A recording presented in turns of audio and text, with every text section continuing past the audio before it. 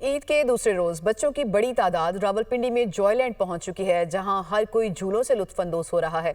हमारी नुमाइंदा फौजिया अली इस वक्त रावलपिंडी के इस पार्क में मौजूद हैं। मजीद तफसीलात वो बताएंगी। जी फौजिया।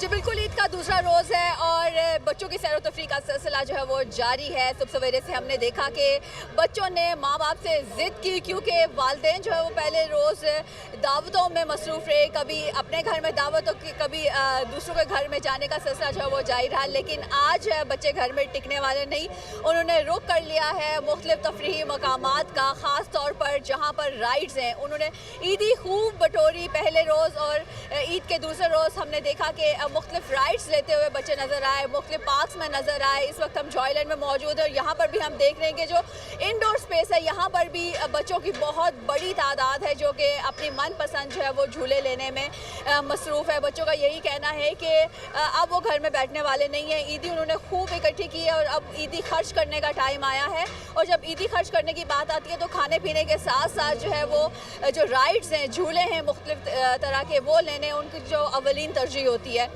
तो इस वक्त हम देख सकते हैं कि बच्चे जो है वो खूबसूरत ईद के जोड़ों में हैं। किसी ने मशरकी मलबूसात पहने हुए हैं तो कोई वेस्टर्न ड्रेसेस में भी नज़र आ रहा है। खूब ज्वेलरी भी पहनी हुई है, हाथ में हैंड बैग्स हैं, वॉलेट्स हैं, ईदी है और ईदी खर्च करने के लिए झूलों पर वो खूब इंजॉय कर रहे हैं। जी।